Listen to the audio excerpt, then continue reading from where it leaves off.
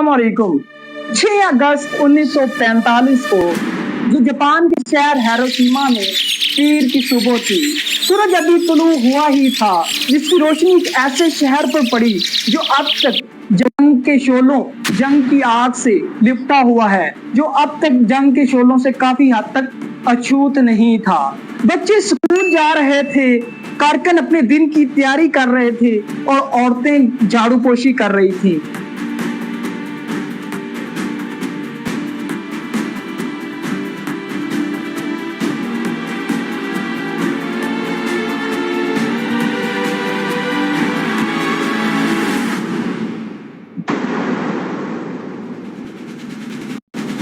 ऊपर 31,000 फीट की बुलंदी पर B-29 सुपर फोर्टेरियस खामोशी से करीब आता है, जिसका नाम एनोला गए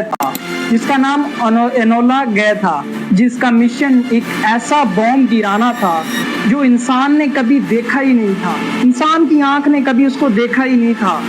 और वो बम बरसों खुफिया तहकीक से तैयार किया गया था और वो दूर के लीडरों की संगीन तर फैसला था। सुबह 8:15 पर ऊपर 1900 फीट बुलंदी पर लिटिल बॉय के नाम से बॉम्ब फटता है। एक ही लम्हा में पूरा शहर आग के शोलों में तब्दील हो जाता है। पूरा शहर आग जंग के शोलों में तब्दील हो चुका होता है।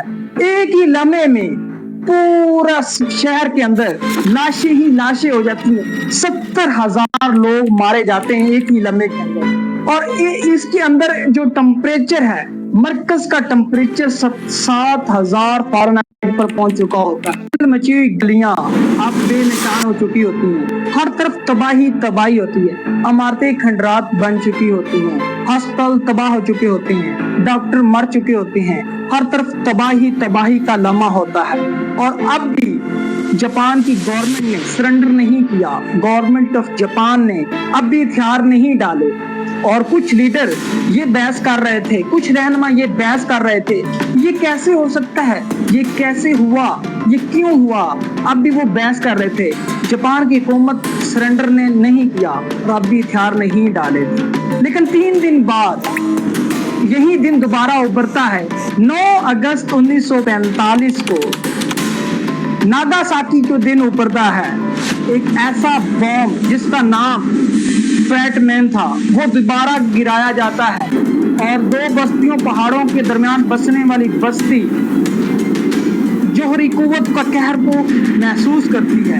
एक ही लम्हे में 40,000 लोग मारे जाते हैं और साल के अंत तक 70,000 लोग मारे जा चुके थे।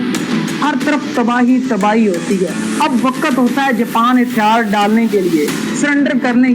15 अगस्त 1945 को जापान के शहंशाह हिरोहितो जापानी अवाम से खिताब करते हैं।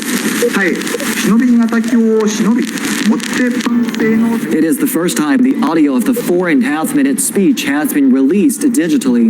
It was broadcast on August 15th, 1945. अब हमें नाकाबिले बर्दाश्त को बर्दाश्त करना होगा। अब हमें इन बर्दाश्त चीजों को बर्दाश्त करना होगा। जो लम्हात हम पर बीते हैं उनको बर्दाश्त करना होगा।